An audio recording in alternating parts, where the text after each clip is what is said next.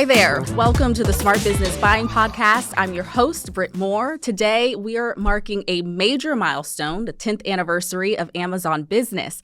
To celebrate, we're joined by Ray Hsu, Executive Director of Procurement Services from the University of Washington, who's been part of the journey from the very beginning, and Todd Hymas, our VP of Small Business Prime and Marketing, who really helped launch Amazon Business, been instrumental in shaping it into what it is today. Thank you both for joining us. Thank you. Thank you.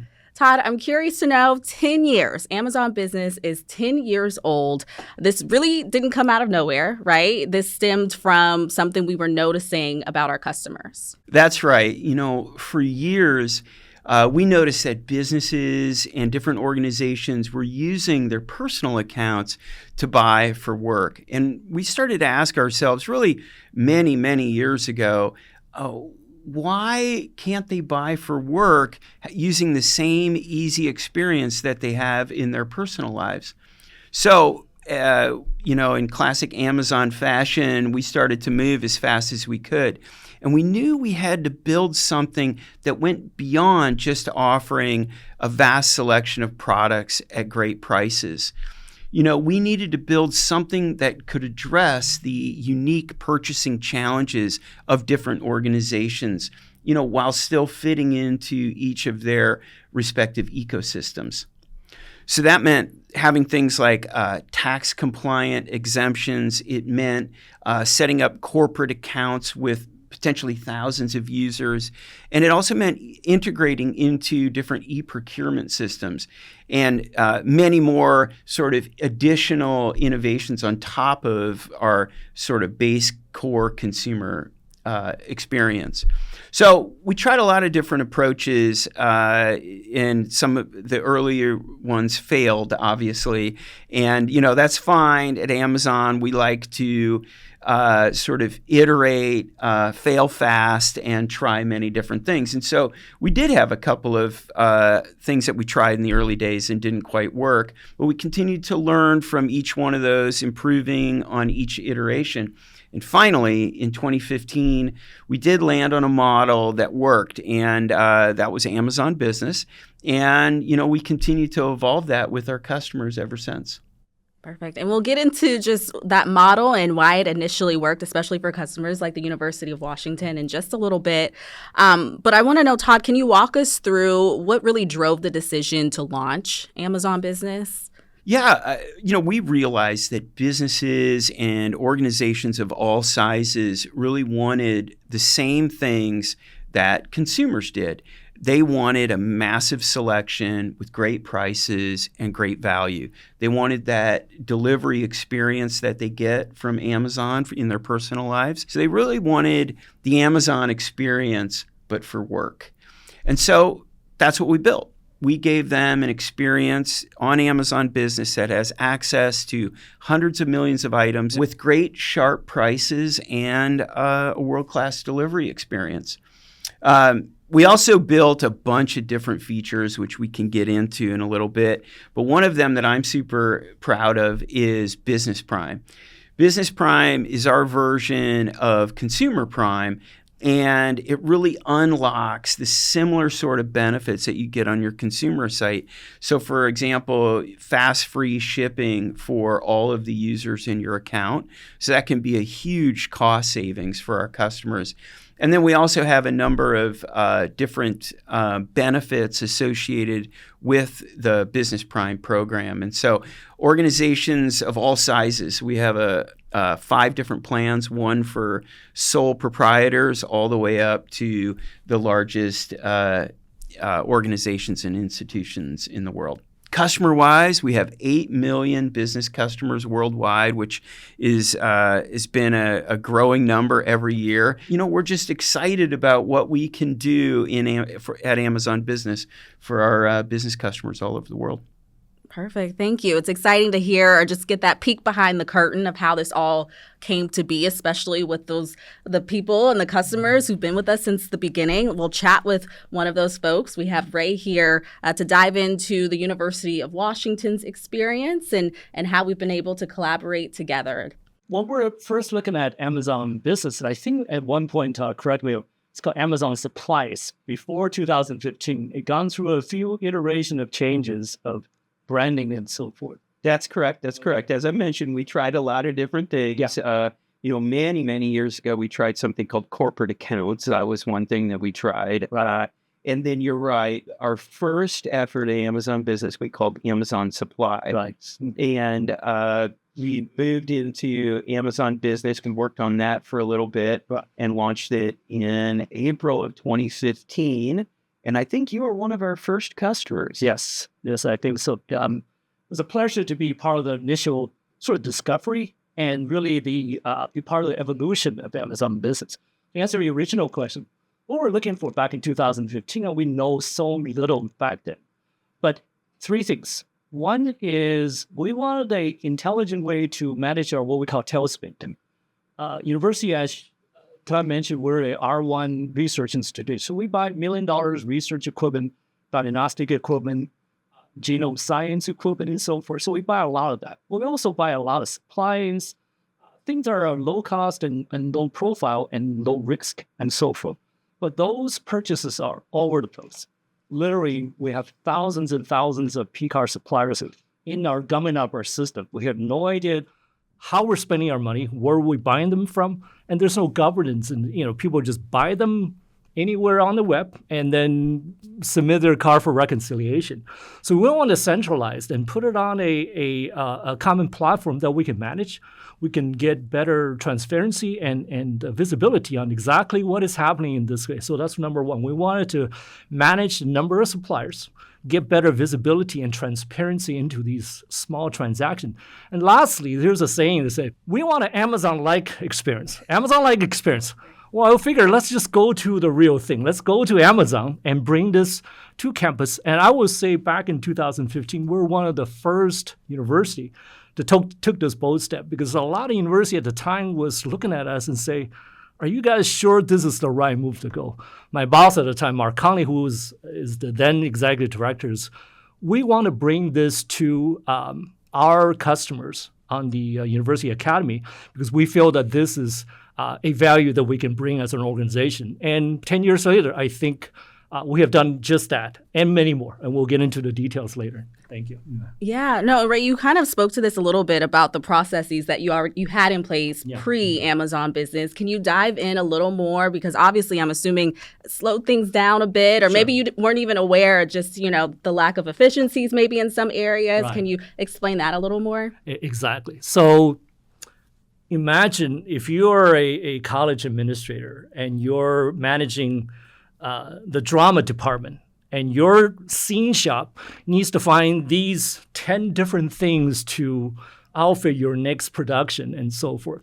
Imagine how many different sources or websites that you got to go find to find costumes, supplies, other things for that use case. Centralize that one platform, right? Amazon, that you can find everything that you need in one place. So that's a efficiency that I can bring to the campus to centralize that buying experience. To Todd's really good point, we know the pricing, we know the discount that we can get, and we know exactly what the lead time is.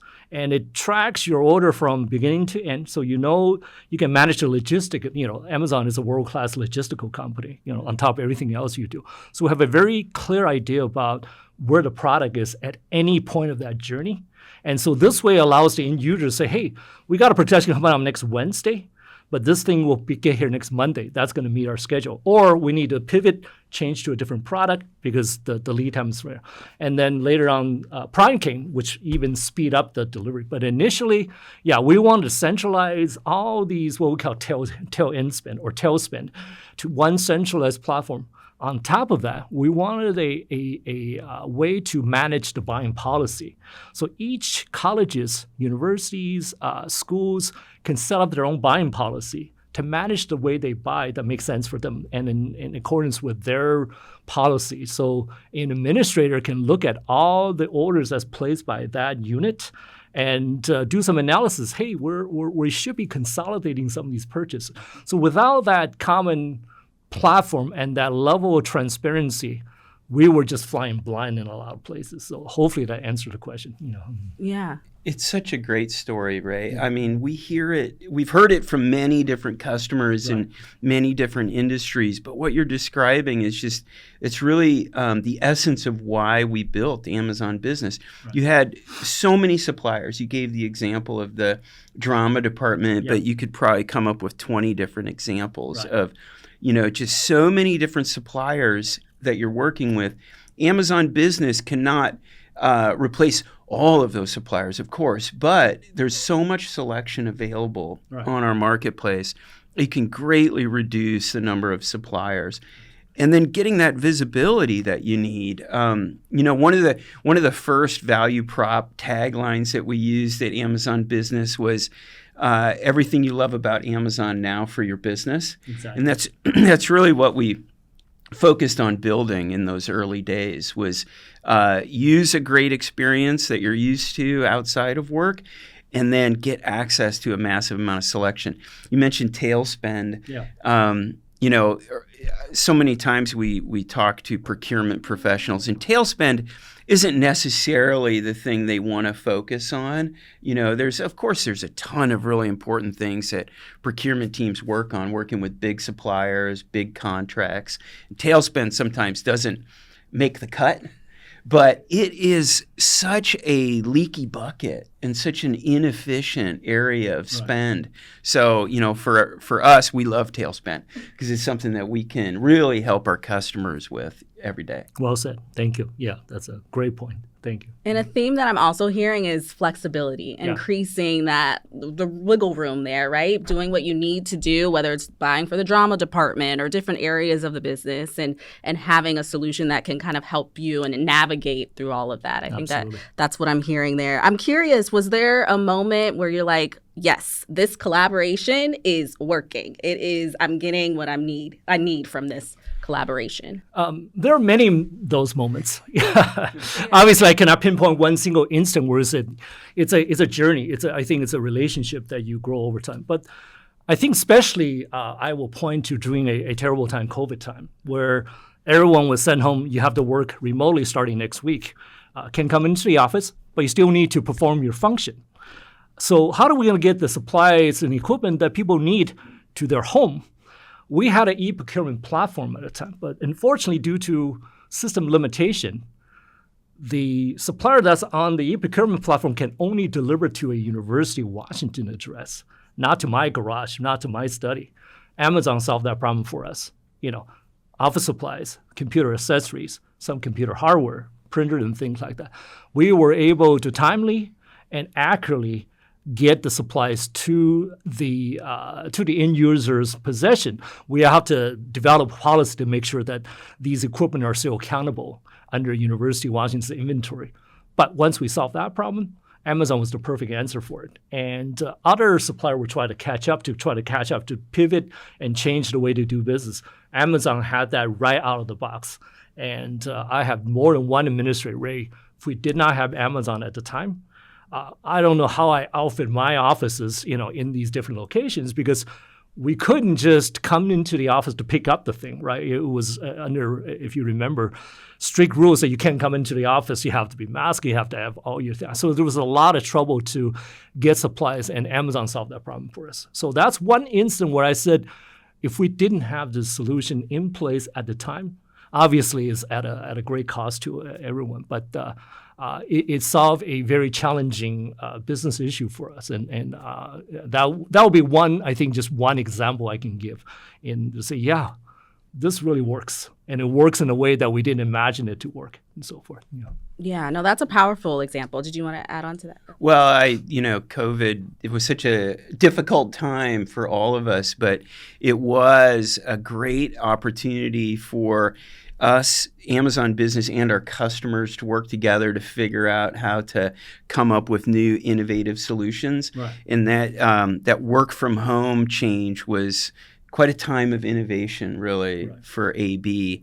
And now we have many return to office examples. So we're kind of on the other end of that, and it continues to be a journey for us. Absolutely. Forever a journey. I'm curious to know, like, that transition. We had the work from home transition, now, return to office. And I want to know, were there any specific products or product features that really stood out to you that you were like, hey, this is really changing the game for us and how we operate? Yeah. One thing I would really point out is the analytic tool. That is an intuitive platform and visualization of information that I can have a conversation with my boss to say, here's how we're doing here at a glance and so forth. And also it's a tool that allows our department personnel to say, hey, how are we spending our money in Amazon within any time period? How's our adherence to buying policies, right? For example, we had a policy that we wanted to push up the preference for a sustainable product. How are we adhering to that? So it gives us some metrics about how well we're doing against that, and is there anything we need to do to communicate that need and so forth. And also, I think just provide the saving opportunity. I think the metrics also saving. Under Amazon Prime, you're saving X amount of dollars under shipping and so forth. That's a value proposition that I can talk about all day long. To say, it's a small investment in the membership, and but imagine the time and the cost saving. So forth. And the latest, feature and we just implemented at the University of Washington is last mile delivery. So centralize all that delivery into one place, utilizing our mailing services team, who's wonderful and being amazing to set up this program. To further, I think, enhance the customer experience to making sure that their product is delivered accurately and timely. Because University of Washington, if you've ever been to our campus, it's a beautiful campus, but it's got a lot of historical and complex buildings. And not all driver from outside knows the in and out of these complex, but our mailing services knows every building by heart and so forth. So we're putting the responsibility of delivering, making sure the customer get their product on time to the people that really need it. And this is, I think, it's a cost saving and an efficiency for Amazon. No longer will your driver need to figure out these little buildings. They all deliver by pallet to one location. Our people break it down, deliver them to the rightful owners of these places, and everyone walk away very satisfied. I think we met requirement on both sides. This allows Amazon to focus your energy and resource elsewhere, innovation, other things, and so forth. And our people will take care of the last mile. So there's a couple of examples where we say these are features and programs and initiatives that really help. Again, the goal is really to enhance that customer experience and so forth. Mm-hmm. Right. No question, that campus is beautiful. Right. Thank you. Thank you. I like to think so. Yes. So pretty. Yeah. Right. Those are some great features that you mentioned. I think guided buying also is a key feature that you guys use, and we see that across so many customers. And that work from home, really guided buying became a key part of that as well, because you're allowed to enable a policy where you can really guide your users to buy the things that you want them to buy. Exactly. And actually, sort of a hotly debated topic at Amazon early on. Hotly debated topics we use at Amazon to kind of work through difficult decisions that we're trying to make from a product perspective, So we'll talk about the pros and the cons and then a recommendation. And in this case, we, like I said earlier, we have hundreds of millions of items for sale, which is great for customers, but not always when you're trying to guide end users to buy from a specific type of product, right? We may have hundreds of safety gloves, but you only want your users to buy one of 5. So guided buying will allow you to put that type of policy in place. Exactly. Really guide those users. You mentioned sustainable products, I think. That's another great use case. Buy local, et cetera. So anyway, guided buying, I think, was at the core of how you enabled your users to use AB. Absolutely. They can search across your very diverse set of product set, but adhere to a standardization policy. If the department say, to your point, we only want to buy these 5 products, you can kind of shape that behavior and shape that choices to say, and another thing is you may not always want to name brand stuff. You say, I think this computer cable, I'm good with Amazon Basic, right? Mm-hmm. And there's a considerable cost saving to that and so forth. So offer them that choices to pick from a name brand product or a Amazon Basic, which is as good, but at a considerable lower price point and so forth. So that kind of opportunity to for the customer to make a intelligent buying, smart buying decision, I think is a key thing. So guided buying and also that wide selection but the price comparison. So bringing those two things together, that big selection and this concept of guided buying policies. Absolutely. And it was highly debated at Amazon because, for our consumer business, we really believe in giving all the selection available to customers and let them discover and buy what they want, discover the things they didn't even know they needed. Right. But when we talk to procurement professionals like yourself, we know that's not always the case. Like we have rules, we have policies we want to put in place so that our users buy kind of more what we want them to buy. Absolutely. And so that was a big debate. Like, should we take away that freedom of choice? And when we're working with our procurement partners, we know we need to do that. I'm glad you made that choice. No, that's what it's about, the conversations, right? Yeah. I'm curious, we've talked a little bit about this, social responsibility. Right. And I want to know, just the importance of having the collaboration with Amazon Business. Right. How are you able to bring to life the university's social responsibility goals and making sure you're doing good for the community? I think one of the best things that I enjoyed in working with the Amazon solution is it is so easy to do something like that. It did not take a lot of heavy communication directive because, as you know, at college campus, when you start doing that, campus says, thank you very much. We're going to do exactly the opposite of what you're saying. So we build that sort of inherently in as part of the ecosystem. Deploy a couple of thoughtfully designed buying policy. Business diversity, supporting local businesses, but we put that into the background so when they do a search, it just searches according to your setting. Another thing we talk about is sustainable product and so forth. There's a buying policy where you can specifically set that up. So when people are searching for it, they didn't even know that they're searching for a sustainable product. It just comes up as part of their search results. And they can still have a choice not to buy from it, but it comes up in such a high visible place. They say, hey, this is and it's very clearly marked to be sustainable product, right? So that is, business diversity and sustainability are two key institutional initiative at the University of Washington. So we obviously communicate that all the way from the president to the board of regent to our constituents across the campus. And here's the tool that allows them to do just that without really them doing a whole lot of thinking about it. It's just their everyday searching for product. These things are supporting the policy without them consciously even knowing it. I think that's the beauty of not a whole lot of fanfare. It's just you build that in the background and make it really easy for your customer to make the right choice and so forth. Yeah, I love the way you talk about that. In our personal lives, we may want to buy from sustainable products or different types of sellers.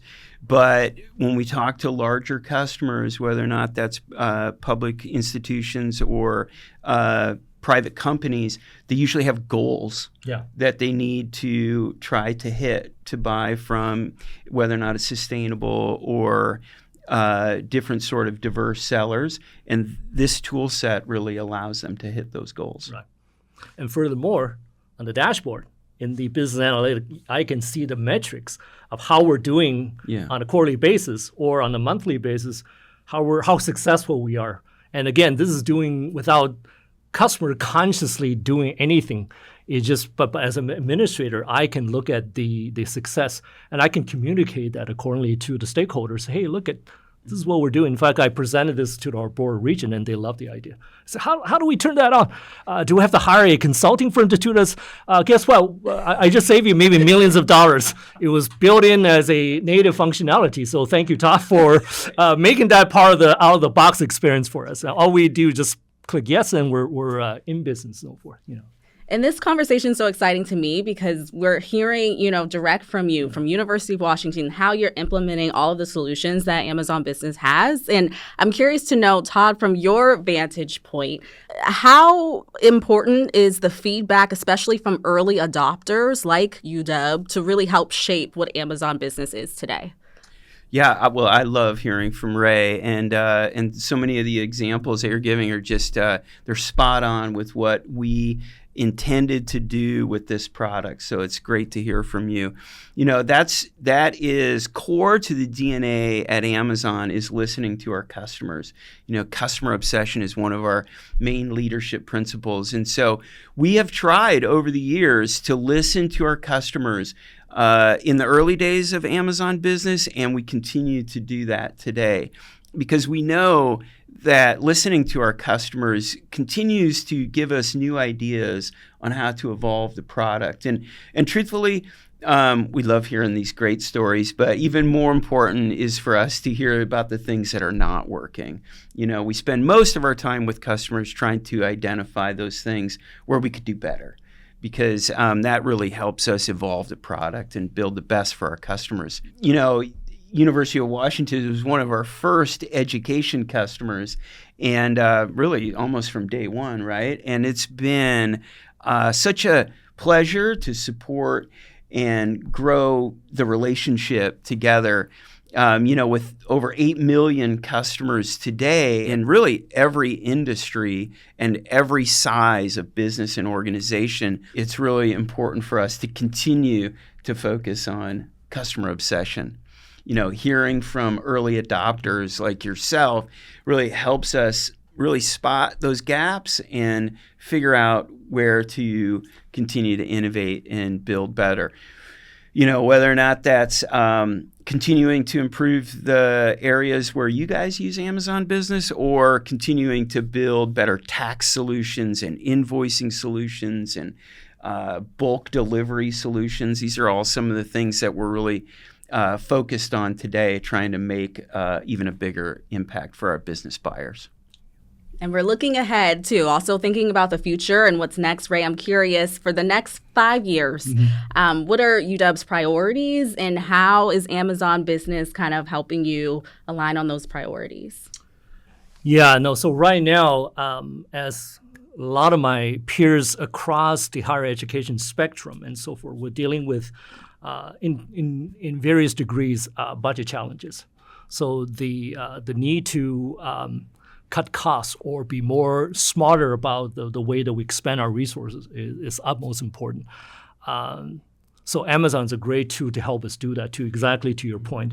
The guided buying, the shopping tool, the smart buying things, and to implement policy, I think is and key. And also the ability to bring efficiency to processes, I think that's key, right? To your very good point, Todd, there's things that we can spend a lot of time negotiating to contract terms, but these things that we bought on Amazon should be fairly intuitive, fairly automatic, and so forth. So offering a platform like that for our university customers is almost important. So they don't have to really focus their energy. They can just conduct their business, support their operation in the way that they have been, and so forth. So that's one. Number two, another priority for us is to eventually bring Amazon as part of our e-procurement platform. We're working through a few details, and that's an ongoing conversation that we're working with your team and so forth. So that's an ongoing conversation, but at some point, we like to make Amazon a more integrated supplier. Right now, you're living sort of aside using P-card. But the eventual goal is to kind of bring you as a more integrated supplier. But there's a lot of logistics we need to work through. So I'm confident we can get there in the very near future. And then lastly, I think just continue on the success of what we're doing right now. The example I give is the last mile delivery. We're about to launch a centralized receiving program for Seattle, Bothell, and Tacoma campuses. How do we leverage that type of innovation and consolidation in process and partner with Amazon to say, how do we, again, make the delivery and the customer experience even better, utilizing what we're doing, partner with Amazon. And then we also want to look at Amazon lockers on campuses. We have a huge population of students that live on campus, and they are shoppers of Amazon, every one of them, to outfit their dorm rooms and what have you. How do we, again, intuitively and safely and accurately get the product to our student population, who's just one of our core customers? That's another thing. That's not directly under my purview, but we are here to serve the campus community, including our faculty, staff, and students and so forth. So how do we partner with a solution provider like Amazon to make that experience better? And there's many other examples I can give, but those are just few that I can give at a quick moment to say, how would this kind of fit into our horizon and some of the things we're trying to accomplish in the next couple of years. Okay, I was about to ask you timeline because I'm like, all right, I'm sure, the students would be excited about the lockers especially. So that's all exciting. We love I love the comment about ePro system. I mentioned, I think earlier, that we know that Amazon Business becomes part of an ecosystem at each of our customers. And really the larger customers most do have an ePro system, right? That really ties into their ERP system, and it's all tied together. And you can use Amazon Business like UW does as a standalone solution. But we also integrate with, all of the major e-procurement systems. And once you're in there, then you're able to now you start really seeing some great efficiencies where everything flows through. You can still use guided buying, you can still use the analytics tool, but you're going to even realize greater efficiencies once we get into that ePro system ecosystem. The other thing I thought we should maybe talk about a little bit is the potential to use Amazon Business beyond tail and into what we refer to more as managed spend. Right. I'm sure UW has a huge amount of, major managed spend purchases. And that's really a place where Amazon Business today is investing to get better at delivering in larger quantities, even with necessary services tied to some of the products, so that we can continue this journey with University of Washington, but also with many other customers, really moving from tail into more of that managed spend environment, which is, I'm sure, a huge part of your purview. Yeah. In fact, you already are. You just didn't know it. So I'll give you a couple of examples. Computer supplies. There we go. That is a managed spend. And, and the last number I track, and you're inching up to one of the other major suppliers. So you're inching up in your presence in this area. Another area, Jensen and janitorial supply and things like that.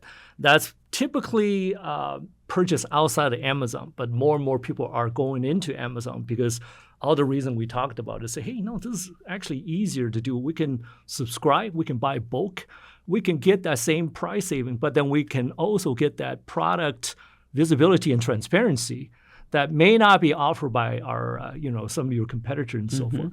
So, and this is without me telling them that you have to do this. It's just organically people are making the smart buy decisions, whether it's against our established contract or within Amazon. We have a robust contract with Amazon, so that's goes without saying. But I think the University of Washington customers are smart. They will make the best decision. They will go to the solution that gives them the best experience and so forth. So again, I think the point is make it easy for them, and they will sort of adopt the solution that makes, so it's a thing that I already see happening. But yeah, to your point, Todd, we can definitely develop and evolve more in that area. That's great. That's our newest campaign is smart business buying, because we do believe that, bringing all of the data and the selection and the delivery experience together is really, it's a kind of a no-brainer, and it's a smart buying decision. Absolutely. And Todd, you kind of touched on some of the trends and what you're seeing in terms of, the direction for Amazon Business. I'm curious, is there something you're just really excited about, passionate about as we think about what's to come? we do see this continued shift happening in the industry. As I just said, smart business buying, we believe, has a really big future. Purchasing departments, really at all of our customers, they want to get smarter. They want delivery to be faster, and they want to make procurement more of a strategic function in their organizations. And so we continue to really see that shift happening. And I've been involved with this business now for the last 10 years, and I still see a huge opportunity remaining, both within Amazon Business, but also within our customers, kind of to continue to look at the use of big data. Now we have really, so much going on with generative AI, so much technology that's at our fingertips now to automate and to build better products that really help our customers get insights, help them really use automation, and to use A/B to, I think, accomplish more of their goals each and every day. What tips would you give other universities really looking to choose and build long-term supplier partnerships? Yeah, thank you, Britt. I think the chances are, if we're talking about Amazon Business, their customers is already buying from Amazon, but most likely in a decentralized and unmanaged fashion.